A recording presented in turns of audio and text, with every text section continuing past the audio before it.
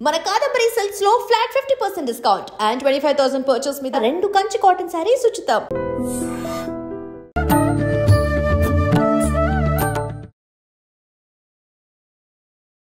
నమస్కారం, welcome to I dream. నేను మీ విజిత. ధర్మ మార్గం కార్యక్రమానికి స్వాగతం.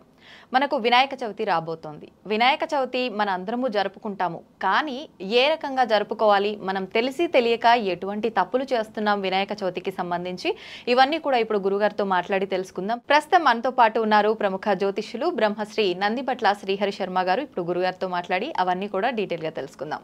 నమస్కారం గురుగారు. వాగర్థావివ సంపృక్తౌ వాగర్థ ప్రతిపత్తయే జగతః పితరౌ వందే పార్వతీ పరమేశ్వరౌ. సదాశివసమారంభాం శంకరాచార్య మధ్యమాం అస్మదాచార్యపర్యంతం వందే గురుపరంపరాం. ఆదిత్యాయ చ సోమాయ మంగళాయ బుధాయ చ గురుశుక్రశనిభ్యశ్చ రాహవే కేతవే నమః. శృంగేరి జగద్గురు పీఠాధిపతులకి, కంచి పీఠాధిపతులకి నమస్కారములు తెలియజేసుకుంటూ కార్యక్రమాన్ని ప్రారంభిద్దాం. గురుగారు, మనకు వినాయక చవితి రాబోతుంది. వినాయక చవితి అనగానే మామూలు సందడి అనేది ఉండదు. నవరాత్రులుగా మనం జరుపుకుంటాం వినాయక చవితిని. ముఖ్యంగా మనం ఇంట్లో చిన్న చిన్న పూజలు, నిత్య దీపారాధన ఉన్నప్పుడే ఏ రోజు పడితే ఆ రోజు మనం శుభ్రం చేసుకోవడానికి పనికిరాదని చెప్పి మాట్లాడుకుంటాం. అంటే ఏ రోజున శుభ్రం చేసుకుంటే బాగుంటుంది? సాధారణంగా మనం ఏ పండుగ, వ్రతము కానీ, నోము కానీ, ఇంట్లో ఏ ఫంక్షన్ చేసుకున్నా ముందు రోజంతా ఇల్లంతా శుభ్రపరచుకుంటాం. వీక్షించేటువంటి ఐ డ్రీమ్ ప్రేక్షకులందరూ కూడా మామూలుగా తుడుచుకోవడం వరకు మాత్రము, పూజామందిరం వరకు మాత్రం శుభ్రపరచుకోవచ్చు. ఇంటిని, పూజామందిరాన్ని ఏ విధంగా శుభ్రపరచుకోవాలంటే, ఒక మంచి నీటిలో గళ్ళ ఉప్పు, పసుపు, గోమూత్రము ఇవన్నీ వేసి చక్కగా ఇల్లంతా కూడా శుభ్రపరచుకుంటే నెగిటివ్ ఎనర్జీ, మన ఇంటికి ఆవహించి ఉన్నటువంటి నెగిటివ్ ఎనర్జీ వెళ్ళిపోయి పాజిటివ్ ఎనర్జీ ఆకర్షించడానికి ఆ ప్రదేశం అనుకూలంగా తయారవుతుంది. పాజిటివ్ ఎనర్జీ ఎప్పుడు వస్తుంది? మన ఇంట్లో చక్కగా దీపారాధన చేసుకొని, పూజ చేసుకొని, ఆ మంత్రాలతో మనం చేసుకోవడం వల్ల ఆ దైవిక శక్తి ఆ ఇంటినంతా కూడా ఆవహిస్తుంది. కాబట్టి ఇల్లంతా కూడాను పూజామందిరంతో సహా శుభ్రపరచుకొని, ఇంట్లో ఉన్నటువంటి చిత్రపటాలు, దేవుళ్ళ ప్రతిమలు ఇవన్నీ కూడా శుభ్రపరచుకొని పెట్టుకోవాలమ్మా. పూజకి సంబంధించినటువంటి సమస్త వస్తువులన్నీ కూడా శుభ్రపరచుకోవాలి. కొనుక్కునే వస్తువులు మాత్రం కొన్ని వస్తువులు పూజకి సంబంధించి కొనుక్కోవచ్చు. ఓకే. గురుగారు, ఇప్పుడు మీరు ఇందాక అన్నారు పూజా సామాగ్రి అంతా కూడా తెచ్చుకోవచ్చు, పర్వాలేదు, ఇంటిని మాత్రం శుభ్రం చేయాలని. మరి పూజా సామాగ్రితో పాటు వినాయకుడి విగ్రహం కూడా తీసుకొచ్చుకోవచ్చు అంటారా? అది తేవటానికి కూడా సమయం చూసుకోవాలంటారా? ఎలాంటి విగ్రహాన్ని తీసుకొచ్చుకోవాలంటారు? సాధారణంగా చవితి ప్రారంభమైంది కాబట్టి సాయంత్రం 5 గంటల తర్వాత బజారుకు వెళ్ళి ఈ యొక్క వినాయక ప్రతిమని, వినాయక పూజకి సంబంధించినటువంటి కావాల్సినటువంటి పూజా సామాగ్రి వస్తువుల్ని తీసుకురావచ్చు. ఇక విగ్రహం ఎలా ఉండాలి? వీక్షించేటువంటి ప్రేక్షకుల్లో గమనించాల్సిన అంశం ఏంటంటే, 2005వ సంవత్సరం నుంచి 2020వ సంవత్సరం వరకు, అంటే ఒక 15 సంవత్సరాల పాటు పిఓపి అంటే ప్లాస్టర్ ఆఫ్ ప్యారిస్, పిఓపి, ఆ ప్లాస్టర్ ఆఫ్ ప్యారిస్తో చేసినటువంటి విగ్రహాన్ని తెచ్చుకునే అలవాటుగా తెచ్చుకున్నారు. కానీ ఎంతోమంది మహనీయుల యొక్క శ్రమ ఫలితముగా ఈనాడు చాలామందికి అవేర్నెస్ వచ్చి మట్టి వినాయకుడిని తెచ్చుకుంటున్నారు. శాస్త్రంలో కూడా మట్టి వినాయకుడినే అర్చించమని మనకు చెప్పబడి ఉంది. ఎందుకనంటే మట్టి ఏ విగ్రహమైనా నిండుగా ఉండాలి. పిఓపితో చేసినటువంటి విగ్రహము చూడడానికి బయటికి మాత్రం ఆకర్షణీయంగా ఉంటుంది, ఒకసారి వెనక్కి తిప్పి చూస్తే ఒక డొల్ల ఉంటుంది. మనం పూజించే వస్తువు ఏది కూడా డొల్లగా ఉండకూడదు, పూజా వస్తువులు డొల్లగా ఉండకూడదు. కాబట్టి మట్టి విగ్రహాన్నే మన గనక పూజించినట్లయితే సంపూర్ణమైనటువంటి ఫలితం దక్కుతుంది. అంతేకాకుండా ఆ యొక్క విగ్రహము ఏకదంతముతో ఉండాలి, అనగా ఒక దంతం పొడుగ్గా, ఒక దంతము కనబడినట్టుగా ఉంటుంది. ఆ విధమైనటువంటి రూపము కలిగినటువంటి విగ్రహాన్ని మాత్రమే మనము కొనుగోలు చేసుకొని పూజా విధానంలో వాడుకోవచ్చు. ఇక ముఖ్యంగా యజ్ఞోపవీతము లేనటువంటి విగ్రహాలు కూడా కొన్ని దొరుకుతుంటాయి. కాబట్టి యజ్ఞోపవీత గుర్తు ఉన్నటువంటి విగ్రహము, పైగా నడుముకి నాగాభరణం కలిగినటువంటి విగ్రహం కనుక ఉన్నట్లయితే అది అద్భుతమైనటువంటి ఫలితం ఇస్తుంది. ఎందుకనంటే వినాయకుని యొక్క ప్రతిమా రూపంలో 4 హస్తములు, అభయము, వరదము మరియు ఈ యొక్క పాశము, అంకుశం కలిగినటువంటి ఈ విధంగా ఉన్నటువంటి ప్రతిమను, నవ్వుతూ ఉన్నటువంటి విగ్రహాన్ని మనం కొనుగోలు చేసుకోవాలి. కాబట్టి ఈ లక్షణాలు కలిగినటువంటి విగ్రహాన్ని మనం కొనుగోలు చేసుకొని పూజా మందిరంలో పెట్టుకొని వినాయక చవితి రోజున పూజ చేసుకున్నట్లయితే సంపూర్ణమైనటువంటి వినాయకుడి యొక్క అనుగ్రహం మనకు కలుగుతుంది. ఓకే గురుగారు, ఇంకొక చిన్న డౌట్. మనం వినాయకుడి విగ్రహం కొనుక్కునేటప్పుడు మీరు చెప్పినవన్నీ ఉండేలా చూసుకోవాలని చెప్పారు. దాంతోపాటు తొండం కూడా కుడివైపున ఉండేలాగా ఉన్న విగ్రహాన్ని మాత్రమే తెచ్చుకోవాలని చెప్పి అంటుంటారు. ఇది నిజమే అంటారా? చాలామందికి ఉండేటువంటి సందేహమేనమ్మా. అయితే తొండము కుడివైపున ఉన్నటువంటి విగ్రహం కలిగింది ఎల్లవేళలా పూజనీయముగా ఉండాలి. అంటే ఎల్లవేళలా పూజనీయత అనేటువంటిది ఎక్కడ ఉంటుంది? దేవాలయంలో ఉంటుంది. ఎందుకంటే 3 కాలాల్లో నిత్యము ధూపదీప నైవేద్యం పంచోపచార పూజా విధానంగా చేయడం జరుగుతుంది. కాబట్టి తొండం కుడివైపున ఉన్నటువంటిది అత్యంత శీఘ్ర ఫలప్రదాత విగ్రహముగా చెప్పబడి ఉంది వినాయకుడికి సంబంధించి. క్షిప్ర గణపతి అని కూడా అంటుంటారు. కాబట్టి ఇక్కడ ఏంటనంటే కేవలం దేవాలయాల్లో మాత్రమే ఈ ఏర్పాటు ఉంటుంది. అన్ని రకాల నైవేద్యాలు పెట్టే ఏర్పాటు. మన ఇంట్లో కనుక ఉపాసనా పరులై ఉండి మన ఇంట్లో కూడా మనము కూడా 3 కాలాలలో ఆ యొక్క వినాయకుడికి నైవేద్యము అన్ని రకాలుగా ఉపచారాలు శాస్త్ర ప్రకారము చేసుకోగలిగే వెసులుబాటు ఉంటే ఆ విధంగా కుడివైపు ఉన్నటువంటి విగ్రహాన్ని తొండం కుడివైపుగా ఉన్నటువంటి విగ్రహాన్ని కొనుగోలు చేసి పూజా మందిరంలో పెట్టుకోవచ్చు. అంటే మనం నిత్యం దీపారాధన నైవేద్యం పెట్టాలనుకుంటే విగ్రహం పెట్టుకోవచ్చు ఇంట్లో. పెట్టుకోవచ్చమ్మా, నిమజ్జనం చేయాల్సిన అవసరం లేదు. అయితే ఇక్కడ ప్రధానంగా ఏంటనంటే ఈ యొక్క ఎడమ వైపుకు తిరిగి ఉన్నటువంటి విగ్రహాన్ని అందరూ కూడా పూజించవచ్చు.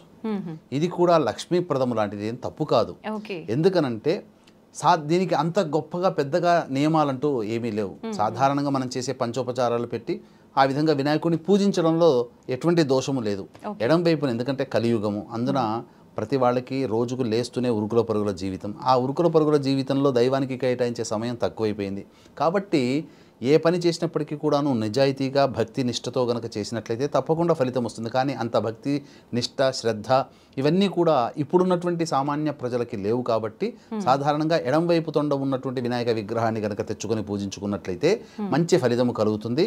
శాస్త్రం కూడా ఒప్పుకుంటుంది. అయితే కొన్ని కుటుంబాలలో చాలామంది ఇప్పుడు పిల్లలకి పేర్లు పెట్టడంలో డిఫరెంట్గా ఉండే ఎవరికీ లేని పేర్లు పెట్టుకుంటాము అని ఎట్లయితే కోరికలు గుర్రాలే పరిగెడుతున్నాయో వినాయకుడి విగ్రహాల్లో కూడా ఎవడింట్లో లేనటువంటి వినాయకుడి విగ్రహం మనం తెచ్చుకోవాలని చెప్పి రకరకాల భంగిమల్లో ఉన్నటువంటి విగ్రహాన్ని కొనుగోలు చేస్తున్నారు. అందులో భాగంగా తొండము విషయంలో కొన్ని జాగ్రత్తలు తీసుకోవాలమ్మా.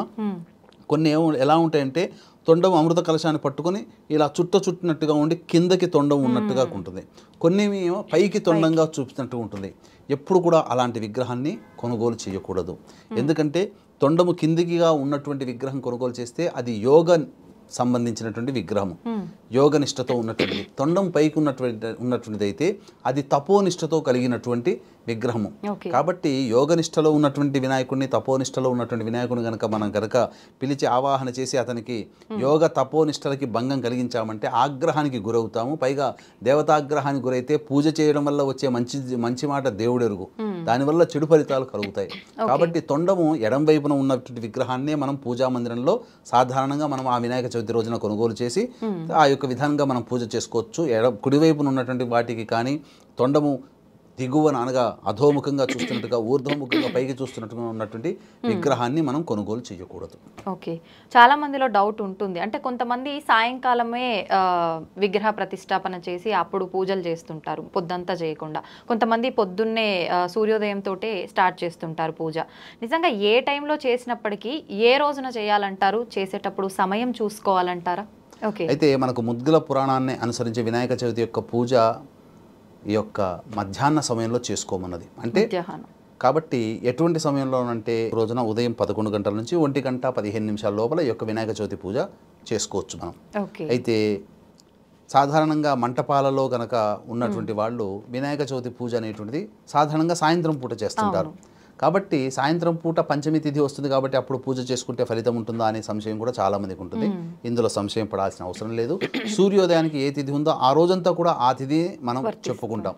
కాబట్టి ఇక విశేషంగా మనకు ఆ పంచమి రోజున చేసినటువంటి అనే భావన లేకుండా దోషం తొలగిపోకుండా మనకు పూజా ఫలితం మనకు దక్కాలి అని అంటే పంచమీయుక్త చతుర్థ్యాం తిథౌ అని చెప్పి సంకల్పంలో గనక చెప్పుకున్నట్లయితే తప్పకుండా ఆ యొక్క వినాయక చవితి రోజునే మనం పూజ చేసినటువంటి ఫలితం మనకు సాయంత్రం పూట మంటపాలలో ఇంట్లో చేసుకున్నట్టయితే ఉదయం 11 నుంచి 1:15 మధ్యలో పూజ చేసుకోవాలమ్మా. ఓకే గురుగారు, పూజ చేయటం వరకు ఓకే. ఈ మధ్య కాలంలో వింటున్నాము వినాయకునికి సంబంధించిన పూజ ఏదైనా సరే మగవారు చేస్తేనే మంచిది, శుభం కలుగుతుంది, ఆడవారు చేయడానికి పనికిరాదు అని చెప్పి.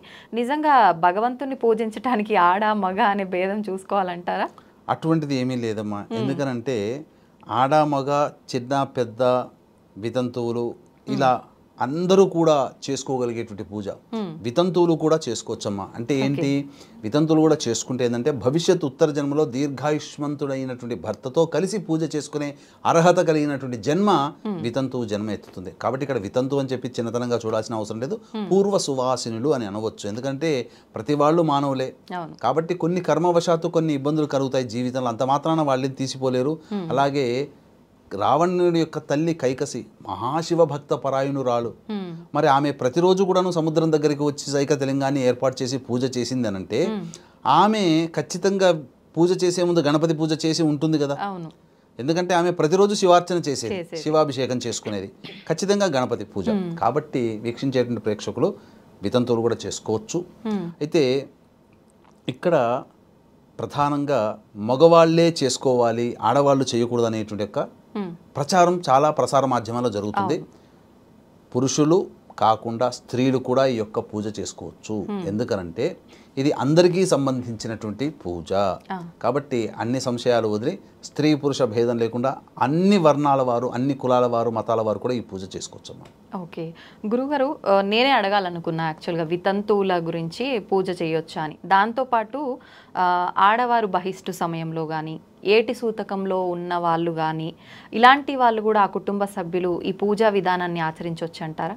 ఏటి సూతకం అనేటువంటిది కనుక చూసుకుంటే చాలామందికి కన్ఫ్యూజన్ ఉందమ్మా. ఏంటనంటే ఇప్పుడు ఒక ఇంట్లో నలుగురు అన్నదమ్ములు ఉంటారనుకోండి, అన్నయ్య గతించారనుకోండి, అన్నయ్య గతించినప్పుడు ఆ అన్నయ్య భార్య పిల్లలకి మాత్రమే ఏటి సూతకం ఉంటుంది. ఓకే, ఈ అన్నదమ్ములు కూడా ఏటి సూతకంలో పాలు పంచుకుంటారు. అవును, తప్పమ్మా. వాళ్ళకి ఈ అన్నదమ్ములకి 11 రోజులు మాత్రమే ఉంటుంది మహిళ. కానీ అన్నయ్య చనిపోయినందుకు వీళ్ళు కూడా ఏటి సూతకం వరకు కూడా పూజలు చేసుకోరు, అది తప్పు. అయితే ఏటి సూతకంలో ఉన్నటువంటి వాళ్ళు ఈ యొక్క నోములు వ్రతాలు సంవత్సరీకం అయ్యేంత వరకు చేసుకోకూడదని మనకు శాస్త్రం చెప్పబడి ఉంది.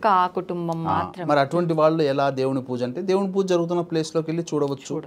దేవుని పూజ జరుగుతున్నప్పుడు ఇప్పుడు గణపతి చందాలని రాస్తారు, లేదా ఆ గణపతి పూజలో భాగంగా అవసరమయ్యే పూజా సామాగ్రికి వాళ్ళు డబ్బులు ఇచ్చినట్లయితే అందులో పాలు పంచుకున్నా చాలు, ఆ గణపతి పూజ చేసిన ఫలితం దక్కుతుంది.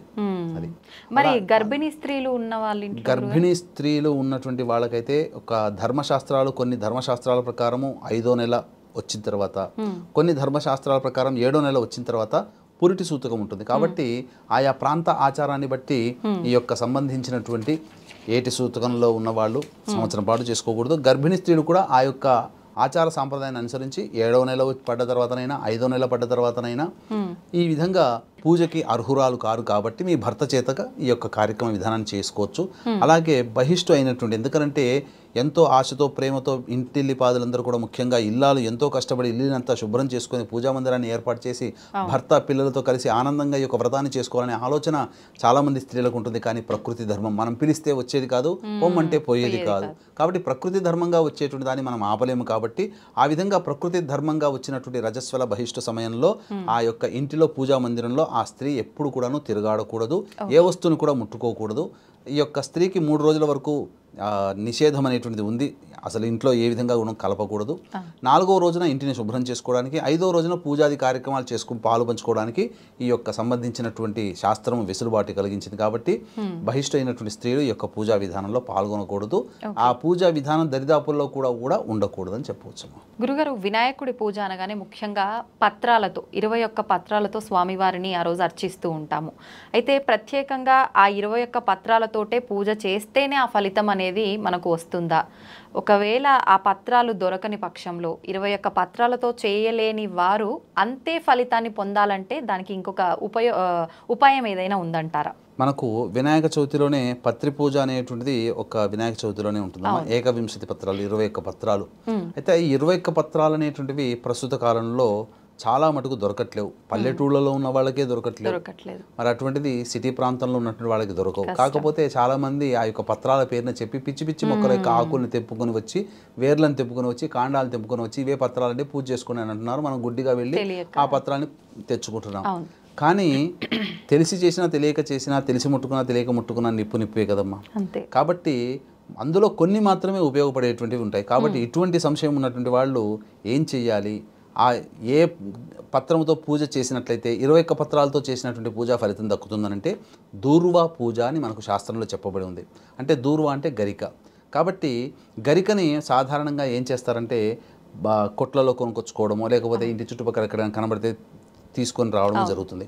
అయితే మనకు గరిక పూజలో గరికని ఏ విధంగా తెచ్చుకోమని ఉన్నదంటే గరిక ప్రమాణాన్ని కనుక ఏ విధంగా చూడాలి అని అంటే ఎవరు కాలు తొక్కనటువంటిది, ఏ జంతువులు తొక్కనటువంటి ప్రదేశంలో పెరిగినటువంటి గరికని, అలాగే పవిత్రమైనటువంటి స్థలంలో పెరిగినటువంటి గరికనే పూజకి సంబంధించినటువంటి పూజలలో మనం వాడుకోవచ్చు. కాబట్టి అయితే ఇప్పుడు అటువంటి ప్రదేశంలో చాలా తక్కువ, పైగా మనకు అల్లంత దూరంలో ఉంటాయి. కాబట్టి సాధారణంగా పూజా స్టోర్లలో లేదా పూల సామాన్లు అమ్మే దగ్గరనో పూలు అమ్మే దగ్గరనో మనకు దొరుకుతాయి, తీసుకొచ్చుకుంటారు. చాలామంది చేసేది ఏంటంటే ఆ కట్ట తీసుకురాగానే పూజా సమయానికి ఆ కట్ట విప్పి పూజ చేస్తారు. అంటే మనం తినడానికి అయితేనేమో మంచి హైజీనిక్ ఫుడ్, మనం కట్టుకోవడానికి మంచి చక్కటి నీట్గా ఉండే బట్టలు, మరి దేవుని పూజల్లో మనల్ని కాపాడి మనల్ని రక్షించి మనల్ని నిత్యం మంచి చెడు చూసుకునేటువంటి ఆ దేవుని పూజల్లో వాడే పత్రి కోసము మనం ఎంతో శ్రద్ధ తీసుకోవాలి. కాబట్టి ఆ యొక్క గరిక కట్టను తీసుకుని వచ్చినప్పుడు ముందుగా రోజుగానే ఆ యొక్క గరికనంతా కూడాను మంచినీటిలో శుభ్రపరిచి చక్కగా తీసుకోవాలి. అయితే గరిక పూజలు ఏంటంటే కాండంతో సహా ఉన్నదానాల్లో కూడా పూజ చేస్తుంటారు. ఆ పూజా విధానం గరిక పూజ పనికిరాదు. ఎలా ఆ యొక్క గరికను మనం తీసుకోవాలి అంటే గరికను కనుక మనం చూసినట్లయితే కాండం ఉంటుంది, కాండానికి ఇలా పక్కన ఆకులు ఉంటాయి, అలాగే అగ్రము అంటే ఎండులో ఇలా త్రిశూలంగా ఉంటుంది. ఆ త్రిశూలంగా ఉన్నటువంటి కాండమునే మనం కట్ చేసుకోవాలి. చేసుకొని ఆ వాటితోనే అర్చన చేయాలి, మొత్తం గరికతో చేయకూడదు.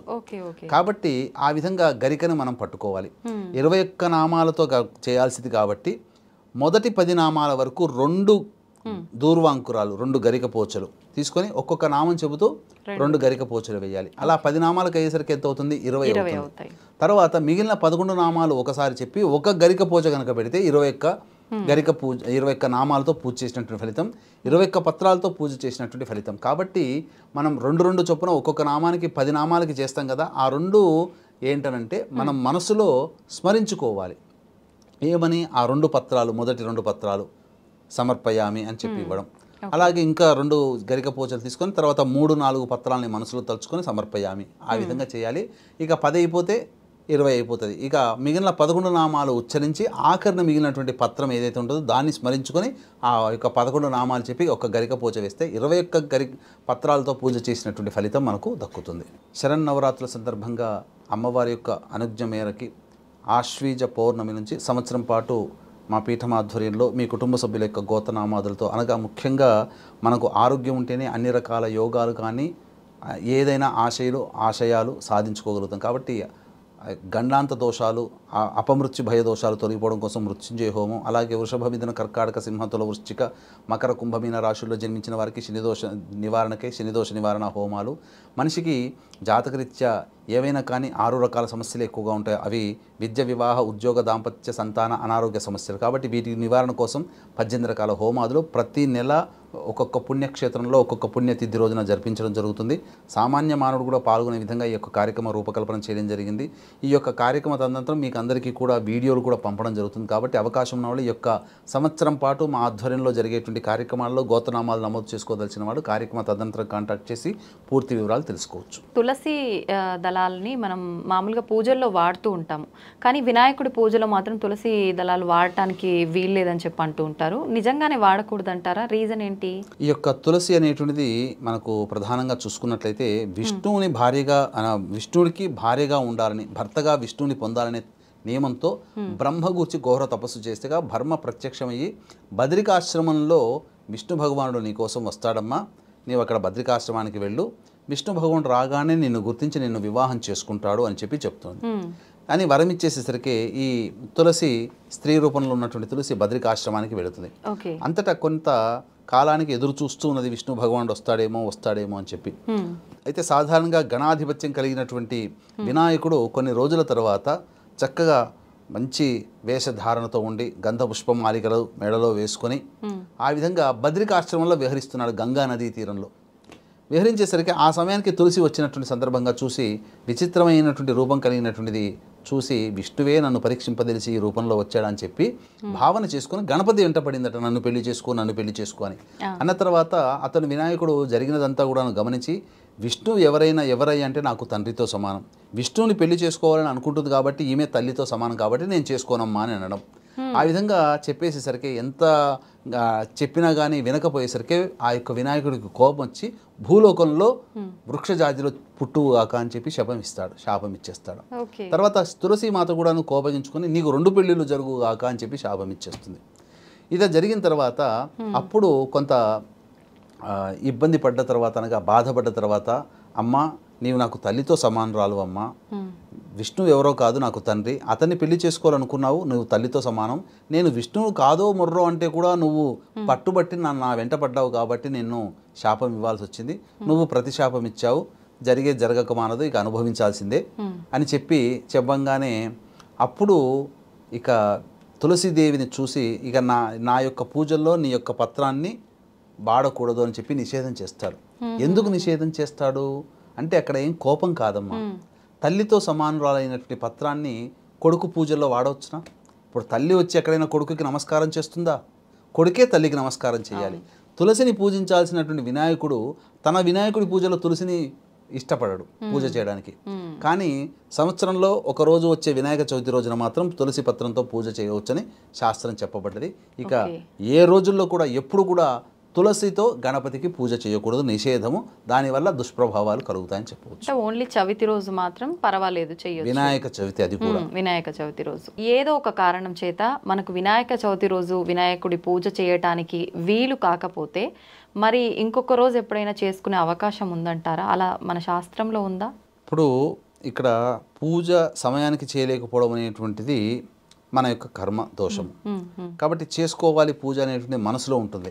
కాబట్టి శాస్త్ర ప్రకారం వెసులుబాటు ఎప్పుడయ్యానంటే, ఎందుకంటే ఇప్పుడు ఉన్నటువంటిది ప్రతిదీ కూడా బిజీ స్కెడ్యూల్. ఎందుకంటే ఒకప్పుడు కుటుంబ సభ్యులు, పెదనాన్నలు, బాబాయిలు, మేనత్తలు, మేనమామలు అందరూ కలిసి చక్కగా ఇంటిలిపాది ఒక 50 మంది కలిసి ఒకే చోట కూర్చొని ఈ యొక్క వినాయక చవితి పూజ చేసుకునేవాళ్ళు. వినాయక చవితి అని కాదు, ఏ పూజనైనా. రాను కాలం మారాయి, కాలంలో మనుషుల యొక్క ప్రభావాలు మారిపోయి సంబంధ బాంధవ్యాలు కూడా తగ్గిపోయాయి. ఇప్పుడు న్యూక్లియర్ ఫ్యామిలీస్ అయిపోయాయి. కాబట్టి ఇప్పుడు సోలో పర్సన్గా అయిపోయింది. నాకు నేనే రాజు, నాకు నేనే మంత్రి అన్నట్టుగా తయారైపోయింది. కాబట్టి బిజీ స్కెడ్యూల్స్ ఉండడం వల్ల కొంతమంది వినాయక చవితి రోజున పూజ చేసుకోలేకపోవచ్చు. ముఖ్యంగా స్త్రీలు ఈ ఋతుక్రమం సందర్భంగా ఇబ్బంది వచ్చినప్పుడు ఆ విధంగా పూజ చేసుకోలేకపోవచ్చు.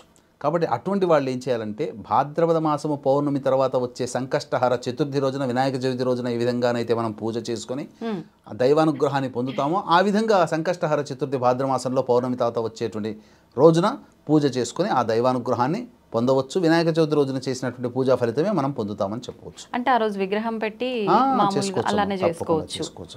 ఓకే గురుగారు, మనందరం కూడా ఎక్కువ శాతం తొలి పూజ అనేది వినాయకుడికే చేస్తుంటాం. ఎటువంటి కార్యం తలపెట్టినా ముందుగా ఆయనకు పూజ చేసిన తర్వాతే మిగతాయి చేస్తుంటాం. కానీ వైష్ణవులు మాత్రం వినాయకుడిని పూజించరు అని చెప్పి వింటుంటాం. మరి వాళ్ళు వినాయకుడి బదులుగా ఏ దైవాన్ని ఆరాధిస్తుంటారు? వైష్ణవులు మనం పూజ చేసుకునేటువంటి గజానన రూపంలో ఉండే వినాయకుడిని పూజించారు. వాళ్ళకంటూ సపరేట్గా మళ్ళీ గణాధిపత్యం కలిగినటువంటి నాయకుడు ఉన్నాడు. అంటే పూర్వం ఒకప్పుడు ఇవన్నీ ఏమీ లేవమ్మా, శైవము వైష్ణవం అన్ని కలిసే ఉండేటివి. రామానుజాచార్యుల వారు ఎప్పుడైతే జన్మించి వైష్ణవ మతాన్ని స్థాపించి వైష్ణవ మతాన్ని వ్యాప్తి చేశారో అప్పుడు శైవులకి వైష్ణవులకి మధ్య విభేదాలు పెరిగి అంతరాలు పెరిగిపోయి ఒకరినొకరు కొట్టుకొని చంపుకునే పరిస్థితి దాకా వచ్చింది. కాబట్టి సాక్షాత్తు రామానుజాచార్యుల వారి శైవుల యొక్క ప్రభావాన్ని భరించలేక శ్రీరంగపట్నంలో వెళ్ళి కొన్నేళ్ళు తలదాచుకోవాల్సి వచ్చింది. కాబట్టి అందరూ కూడా ఇంత ఇబ్బంది పెట్టినటువంటి శైవ మతానికి సంబంధించినటువంటి వాడు కదా, శివుని కొడుకు కదా గణపతి, మరి మనం వైష్ణవ మతం కదా, మరి మనకు విష్ణు సంప్రదాయంలో మరి గణపతి గణాలకి నాయకుడు ఎవడూ లేరా, కాబట్టి మనం సపరేట్గా మనం పెట్టుకుందాం ప్రత్యేకంగా అని చెప్పి అందరూ ఆలోచించి తీర్మానం చేసుకుని ఒక పర్సన్ని తెరపైకి తీసుకొచ్చారు. వారి పేరే విశ్వక్సేనుడు. విశ్వక్సేనుడు అనేటువంటి వాడు కూడా సేమ్ విష్ణువు మాదిరిగానే శంఖ చక్రాలు కలిగి ఉండి గదని కలిగి ఉంటాడు. కానీ అతని అనుచరులు కనుక చూసినట్లయితే వినాయకుడు రూపం కలిగినటువంటి 2 అనుచరులు ఉంటారు. అంటే ఏంటి, శైవ మతం మీద మనం ఆధిపత్యం చేసాం, మన సహాయకులు వినాయకుడు రూపంతో ఉన్నవాళ్ళు, అంటే గణపతే మనకు సహాయంగా ఉన్నాడు, మనం పెట్టినటువంటి విశ్వక్సేనుడు అనే భావాన్ని తీసుకొచ్చే విధంగా ఆ యొక్క విశ్వక్సేనుని సృష్టించారు. ఎక్కడ ఏం వేదంలో కూడా విశ్వక్సేనుడు యొక్క ప్రస్తావన ఉండదు. వైష్ణవ మతం ఏర్పడిన తర్వాత విశ్వక్సేనుడు గణాలకి నాయకుడుగా నియమింపబడ్డాడు. అయితే ప్రధానంగా మనం కొలిచేటువంటి గణనాథుడు ఏనుగు ముఖంతో ఉంటే ఈ యొక్క వైష్ణవులు కొలిచేటువంటి గణనాథుడైనటువంటి విశ్వక్సేనుడు మనుష్య రూపంలో ఉంటాడని శాస్త్రం చెప్పబడింది. ఓకే. గురుగారు, ముఖ్యంగా మనకు వినాయక చవితి పూజ రోజు పాలవెల్లి అని కడుతూ ఉంటాము, రకరకాల పండ్లన్నీ కూడా కట్టి. అసలు ఇది వేరే పూజల్లో ఎక్కువగా వాడినట్టుగా అయితే ఎక్కడా చూడలేదు. ఎందుకని ప్రత్యేకించి వినాయక పూజలోనే వాడతాం? దీని ప్రత్యేకత ఏంటంటారు? పాలవెల్లిలు అనగా ఈ యొక్క వినాయకుడి మీద ఆచ్ఛాదన రూపంలో పైన కడతారు. దానికి అనేక రకాలైనటువంటి వివిధ రకాల పండ్లు, కూరగాయలు, ఆకుకూరలు ఇవన్నీ పెడతారు. అంటే ఇక్కడ దీనికి సంబంధించినటువంటి సృష్టికి సంబంధించిన ఒక గాథ కూడా ఉందమ్మా. బ్రహ్మ సృష్టిని ప్రారంభించాలనే ఉద్దేశంతో అనేక విధాలుగా ప్రయత్నం చేశాడు. ఎన్ని సృష్టి కార్యక్రమాలు చేసినా ఫలితాన్ని పొందలేకపోతున్నాడు. ఎప్పుడు కూడా ఆటంకాలు ఎదురవుతున్నాయి. అలాగే ప్రతి దాంట్లో కూడా సృష్టి క్రమం రావట్లేదు. అంతటా ఆలోచన చేసి తాను తప్పు తెలుసుకొని తను గణపతిని పూజ చేయకుండా నేను సృష్టి ప్రారంభించాను తెలుసుకొని ముమ్మార్లు కూడాను గణపతికి నమస్కారం చేసుకొని గణపతి ప్రార్థన, గణపతి యొక్క అనుగ్రహాన్ని పొంది సృష్టి ప్రారంభించాడు. అయితే గణపతి గురించి చేసినటువంటి తపస్సు ప్రభావం వలన అకార ఉకార మకార స్వరూపమైనటువంటి ఓంకార రూపంలో గణపతి గజానుడి రూపంలో అతనికి బ్రహ్మకి దర్శనమిచ్చి వరమున సొంగుతాడు. విద్య అలాగే ఆ యొక్క సృష్టి అంతా కూడాను నిర్విరామంగా కొనసాగుతుంది. కాబట్టి ఈ సృష్టి అనగా ఈ సృష్టి క్రమం ఎలా ఏర్పడుతుందమ్మా? మనిషి పుట్టుక లేదా జీవం పుట్టుక. ఆ జీవం మనుగడకి కావాల్సినటువంటి సౌకర్యాలన్నీ కూడాను అనగా ఆకులు, అలమలు, కాయగూరలు, పండ్లు, పుష్పాలు ఇవన్నీ కూడా ఏ జీవికి మనుగడకి అవసరమో ఆ జీవికి సంబంధించిన పదార్థం అనేటువంటి. కాబట్టి సృష్టిలో ఈ యొక్క జీవి మనుగడను సూచించేటువంటి అనగా మనుషులకి కావాల్సినటువంటి పండ్లు, కూరగాయలు, ఆకుకూరలు అవన్నీ కూడాను సృష్టి క్రమంలో ఉండే విధంగా ఏర్పాటు చేయడం అనగా పాలవెల్లిలో కట్టడము. ఇక సృష్టి అంతా ఎటువైపు చూసినా 4 దిక్కులే ఉంటుంది. అందుకని చతురస్రాకారంగా పాలవెల్లిని ఏర్పాటు చేస్తారు, గుండ్రంగా కంటే కూడా. కాబట్టి 4 దిక్కులు సూచించే విధంగా చతురస్రాకారం ఉంటుంది. ఈ విధంగా ఈ యొక్క గణపతి పూజలో భాగంగా పాలవెల్లిని కట్టడంలో ఉన్నటువంటి అంతరార్థము అంటే ఏంటి? ఇక్కడ ప్రధానంగా మనం గమనించాల్సింది ఏంటంటే సృష్టి ప్రారంభించాలనుకున్నటువంటి బ్రహ్మకి కూడా సృష్టి కార్యం నెరవేరలేదు. సృష్టి జరగడానికి మూల కారణం దైవానుగ్రహం ఈ యొక్క గణపతి రూపంలో అని తెలుసుకున్న వాళ్ళందరూ కూడా సృష్టిని సూచించేటువంటి పాలవెల్లిని గణపతి పూజలో భాగంగా వాడడం సాంప్రదాయంలోకి వచ్చేది. ఓకే గురుగారు, మనం వింటూ ఉంటాం ఎవరైతే వినాయక చవితి రోజు చంద్రుని గనక చూస్తారో వాళ్ళు నీలాప నిందల పాలవుతారు అని చెప్పి. అయితే చంద్రునికి సంబంధించినటువంటిది వినాయక చవితి రోజున చంద్రుని చూడకూడదని చెప్పి మనకు శాస్త్రం. ఎందుకంటే పార్వతీదేవి సాక్షాత్తు వరం ఇచ్చినటువంటిది, శాపం ఇచ్చినటువంటిది కూడా అని చెప్పవచ్చు. ప్రధానంగా చంద్రుడిని చూడకపోవడమే చాలా మంచిదనేటువంటి విషయాన్ని గమనించుకోవాలి. చెప్పేది ఏముందమ్మా, ఎన్నో పనులు మానుకుంటుంటాం, కానీ చంద్రుని చూడకుండా ఉంటే ఏమైపోతుంది? ఏమీ కాదు. అయితే అన్యాపదేశంగా ఏదైనా ప్రయత్నం లేకుండా చంద్రుడిని అకస్మాత్తుగా చూసినట్లయితే మరి ఎటువంటి పరిహారం చేసుకోవాలి? కాబట్టి ఎవరైనా అనుకోని విధంగా చంద్రుడిని కనుక చూసినట్లయితే ఆకాశంలో ఆ వినాయక చవితి రోజున అనగా 6వ తారీఖు మధ్యాహ్నం 3 గంటల నుంచి 7వ తారీఖు మొత్తం కూడా అప్పుడు ఏం చేయాలంటే, మనం ఎట్లాగో పొద్దున పూట కథ ఇవన్నీ చెప్పుకుంటాం కదా, పూజా కథ. ఈ యొక్క కథలో భాగంగా ఉన్నటువంటి శమంతకోపాఖ్యానము అని ఉంటుంది. అనగా ఆ సంబంధించినటువంటి చంద్రబింబాన్ని వెండి గిన్నెలో కృష్ణ భగవాన్ వారు చూస్తారు పాలు పితుకుతుండగా. సత్రాజిత్తు అపరాధం మోస్తాడు ఏమని, నా యొక్క బంగారు మణిని ఇచ్చేటువంటి శమంతక మణిని అపహరించి తీసుకెళ్ళాడని. కాబట్టి అది నేను తీసుకెళ్ళలేదు అని చెప్పి నిరూపించడం కోసం ఆ యొక్క మణిని వెతుకులాటలో భాగంగా జాంబవంతుని గృహానికి చేరుకోవడం, జాంబవంతునితో యుద్ధం చేయడం, తర్వాత ఇవన్నీ కూడా తిరిగి మణిని తీసుకొచ్చి ఇవ్వడం, ఆ విధంగా తన ప్రయత్నం చేసి నీలాపనిందలు పోగొట్టుకోవడం. అయితే భగవంతుడు అనేటువంటి వాడికి శక్తివంతుడు, దైవానుగ్రహం ఉంది కాబట్టి చేసుకోగలుగుతాడు. మరి మనలాంటి సామాన్య మానవులు ఇలా ఏ విధంగా చేసుకోవాలనుకున్నప్పుడు ఈ విధంగా మనం పూజ చేసుకుంటాము, అందులో వ్రతం చేస్తాం. ఆ వ్రతంలో భాగంగా ఉన్నటువంటి యొక్క కథని శమంతకోపాఖ్యానము అనేటువంటి కథని చక్కగా ముమ్మార్లు చదివి ఆ యొక్క వినాయకుడి దగ్గర పూజ చేసి ఉంటారు కదా, పూజ చేసినప్పుడు ఇచ్చినటువంటి ఆ యొక్క అక్షితలను ఎత్తులో వేసుకొని 11 సార్లు గుంజీలు తీసి ఇంటికి వెళ్ళిపోవచ్చు. ఈ విధంగా చేసినట్లయితే ఆ యొక్క దృష్టి దోషం అనేటువంటిది తొలగిపోతుంది. ఓకే గురుగారు, ముఖ్యంగా వినాయకుడు ప్రీతికరమైన నైవేద్యాలు ఆయన ఎక్కువగా తింటుంటాడని చెప్పి మనం కథలో వింటుంటాము. ఆయన తిని ఆ పొట్టంతా ఉబ్బిపోయినట్టుగా ఉండడం, చూసే చంద్రుడు నవ్వటం వల్లనే ఆ చవితి చంద్రుడిని చూడొద్దనే దోషం కూడా వచ్చింది అని అంటుంటాము. అయితే అటువంటి ఆయనకి నిజంగా ప్రీతికరమైన నైవేద్యం అంటే ఏది? మామూలుగా 21 రకాల నైవేద్యాలు, 16 రకాల నైవేద్యాలు నివేదన చేయాలని చెప్పి చెప్తుంటారు. కానీ ముఖ్యంగా ఆయనకు ప్రీతికరమైనది ఏంటి? ప్రధానంగా ఈ యొక్క వినాయకుడికి ప్రీతికరమైనటువంటి నైవేద్యము మోదకాలు. కాబట్టి ఆ రోజున మోదకాలని వండి ఆవు నేతిలో వండి ఆ విధంగా మోదకాల నైవేద్యంగా పెడితే వినాయకుడు చాలా సంతోషిస్తాడు. అయితే చాలామంది ఏమనుకుంటారనంటే 21 నైవేద్యాలు, 16 నైవేద్యాలు, 11 నైవేద్యాలు, 9 రకాలు, 7 రకాలు, 5 రకాల నైవేద్యాలు అని అంటుంటారు. కానీ వాస్తవానికి మోదకాలు ఒక్కటి పెడితే చాలమ్మా. ఇక రెండవ పక్షంలో అయితే వినాయకుడికి ఈ యొక్క సంబంధించినటువంటి ఉండ్రాళ్ళు లేదా బెల్లం ముద్ద ఇవి నైవేద్యంగా పెట్టవచ్చమ్మా. అయితే ప్రధానంగా కొబ్బరి బెల్లంతో చేసినటువంటి కొబ్బరి ఉండల్ని కూడా నైవేద్యంగా పెట్టవచ్చు. ఈ విధంగా పెట్టినట్టయితే చాలు. పెద్ద పెద్దగా నైవేద్యాలు పెట్టాల్సినటువంటి అవసరం లేదు. మనం లఘుగానే నైవేద్యం పెట్టి ఆ యొక్క వినాయకుడి అనుగ్రహాన్ని పొందవచ్చమ్మా. ఓకే గురుగారు, చెరకు గడ, మొక్కజొన్న ఇవి కూడా వినాయకుడి దగ్గర పెడుతుంటారు కదా, అవి కూడా పెట్టాల్సిన అవసరం ఉందంట? ఈ కాలానికి సంబంధించి వచ్చేటువంటిది మొక్కజొన్న అటువంటి పంటలు. అలాగే చెరుకు గడ సహజంగానే ప్రీతి. ఎందుకంటే ఏ ఏనుకైనా చెరుకు పంటను చూస్తే నచ్చుతుంది, పంట నాశనం చేసేస్తుంది, పూర్తిగా తినేస్తుంది. కాబట్టి ఈ యొక్క చెరుకు నైవేద్యం అనేటువంటిది, చెరుకు ద్వారా తయారైనటువంటి బెల్లం నైవేద్యం కనుక పెట్టినా కానీ ఆ యొక్క వినాయకుడికి సంతోషం పడుతుందని చెప్పవచ్చు.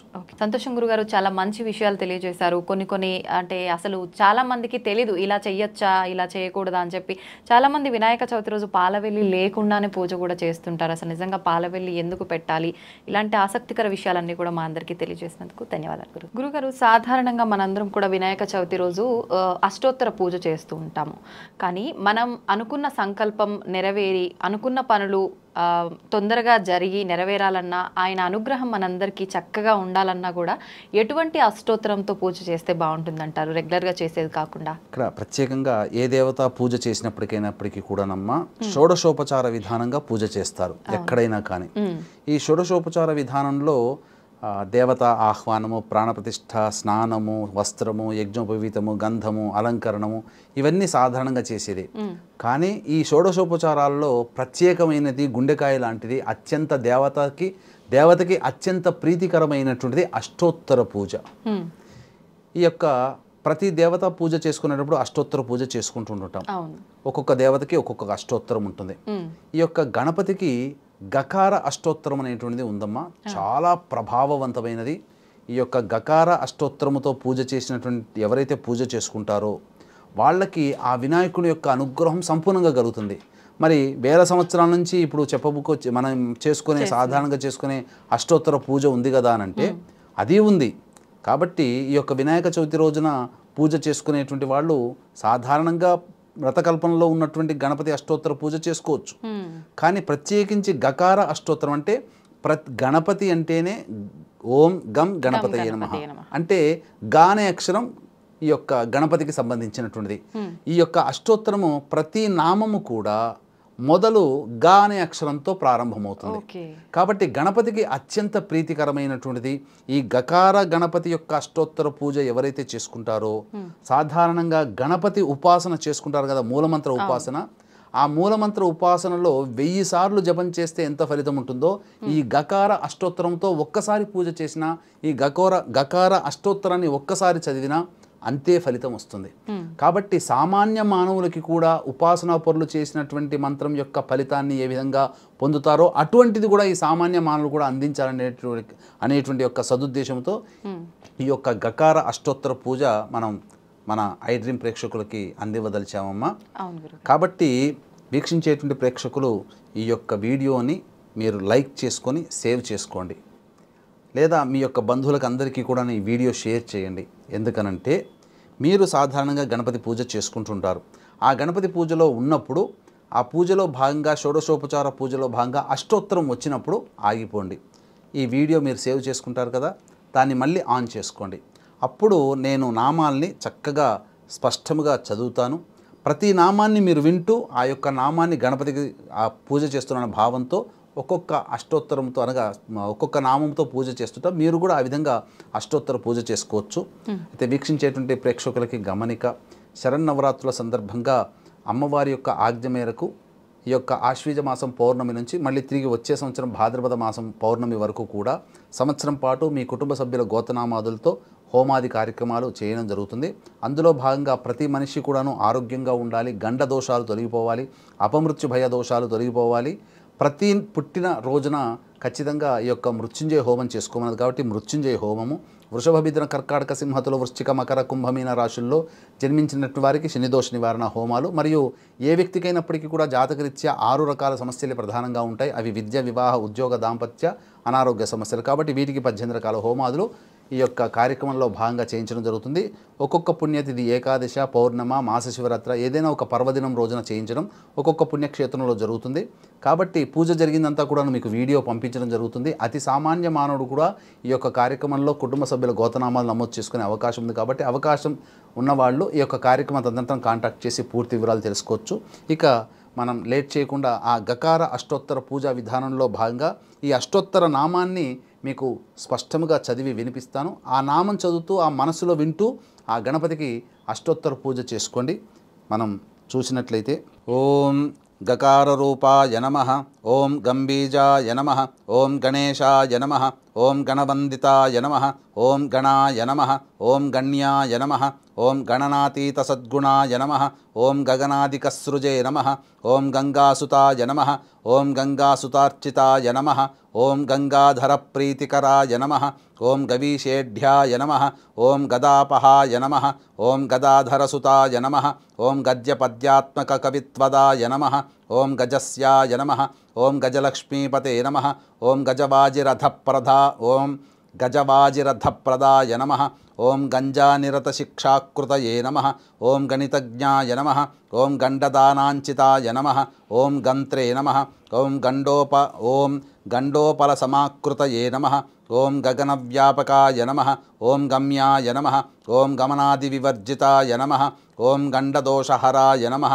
ఓం గండభ్రమద్భ్రమరకుండలాయ నమః, ఓం గతాగతజ్ఞాయ నమః, ఓం గతిదాయ నమః, ఓం గతమృత్యవే నమః, ఓం గతోద్భవాయ నమః, ఓం గంధప్రియాయ నమః, ఓం గంధవాహాయ నమః, ఓం గంధసింధురబృందగాయ నమః, ఓం గంధాదిపూజితాయ నమః, ఓం గవ్యభోక్త్రే నమః, ఓం గర్గాదిసన్నుతాయ నమః, ఓం గరిష్ఠాయ నమః, ఓం గరభిదే నమః, ఓం గర్వహరాయ నమః, ఓం గరళిభూషణాయ నమః, ఓం గవిష్ఠాయ నమః, ఓం గర్జితారావాయ నమః, ఓం గంభీరహృదయాయ నమః, ఓం గదినే నమః, ఓం గలత్కుష్టహరాయ నమః, ఓం గర్భప్రదాయ నమః, ఓం గర్భార్భరక్షకాయ నమః, ఓం గర్భధారాయ నమః, ఓం గర్భవాసి శిశుజ్ఞానప్రదాయ నమః, ఓం గురుత్మత్తుల్య జవనాయ నమః, ఓం గరుడధ్వజవందితాయ నమః, ఓం గయేడితాయ నమః, ఓం గయాశ్రాద్ధఫలదాయ నమః, ఓం గయాకృతయే నమః, ఓం గదాధరావతారిణే నమః, ఓం గంధర్వనగరార్చితాయ నమః,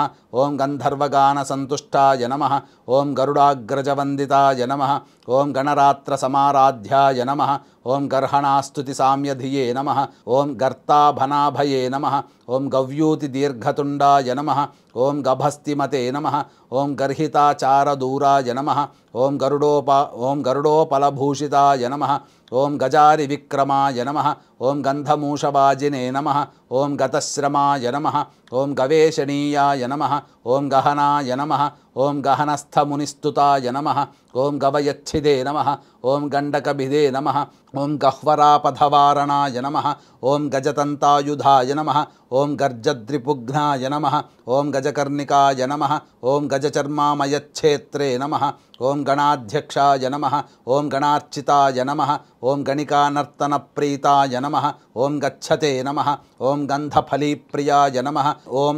గంధకాదిరసాధీశాయ నమః, ఓం గణకానందదాయకాయ నమః, ఓం గరభాదిజనుర్హర్త్రే నమః, ఓం గండకీ గాహనోత్సుకాయ నమః, ఓం గండూషీకృతవారాశయే నమః, ఓం గరిమాలఘిమాదిదాయ నమః, ఓం గవాక్షవత్సౌధవాసినే నమః, ఓం గర్భితాయ నమః, ఓం గర్భిణీనుతాయ నమః, ఓం గంధమాదనశైలాభాయ నమః, ఓం గండభేరుండవిక్రమాయ నమః, ఓం గదితాయ నమః, ఓం గద్గదారావసంస్తుతాయ నమః, ఓం గహ్వరీపతయే నమః, ఓం గజేశాయ నమః, ఓం గరీయసే నమః, ఓం గద్యేడ్యాయ నమః, ఓం గతభిదే నమః, ఓం గదితాగమాయ నమః, ఓం గర్హిణీయ గుణాభావాయ నమః, ఓం గంగాదికశుచిప్రదాయ నమః, ఓం గణనాతీత విద్యాశ్రీ బలాయుష్యాదిదాయకాయ నమః. మొత్తానికి గాతో కూడిన ఈ అష్టోత్తరాలతో పూజ చేస్తే గనక ఆయన అనుగ్రహాన్ని మనం తొందరగా పొందే అవకాశం ఉంటుందంటారు. అవునమ్మా, తప్పకుండా ఈ యొక్క వీక్షించేటువంటి ప్రేక్షకులు ఈ వీడియోని గణపతి అష్టోత్తర పూజ చేసే సందర్భంలో వాడుకొని చక్కగా గణపతి యొక్క అష్టోత్తర పూజ చేసుకున్నట్లయితే గణపతి యొక్క అనుగ్రహం సంపూర్ణంగా కలుగుతుంది అని చెప్పడంలో ఏమాత్రం సందేహం లేదమ్మా. సంతోషం గురుగారు, చాలా మంచి విషయాన్ని తెలియజేశారు మా అందరికీ కూడా. ఈ అష్టోత్తరంతో పూజ చేసుకుంటే సంకల్పం అనేది తొందరగా నెరవేరుతుంది అని చెప్పి. ధన్యవాదాలు. సర్వం Shri Umamaheshwara పరబ్రహ్మార్పణమస్తు. And for more videos, Please subscribe to iDream. Please subscribe to iDream. Please subscribe iDream. And please subscribe to iDream. For more videos, subscribe to iDream. please like, share and subscribe to the channel. Congratulations, iDream. Subscribe to iDream. Subscribe to iDream. So subscribe to iDream Media. iDream ki iDream team andarki huge congratulations. Please subscribe iDream Media. Please subscribe to iDream. Subscribe iDream. Please subscribe to iDream. iDream అంటే నా కళల ఛానల్ను subscribe చేసుకున్న నోరు తిరుగుతలేదు, మీరైతే గంట గుర్తు కొట్టండి. For more such videos, please subscribe to iDream. Subscribe to iDream. Please subscribe to iDream. Please subscribe iDream Media. Please do subscribe to iDream. Please subscribe to iDream Media. For best entertainment and information, please subscribe iDream. And don't forget to subscribe to iDream.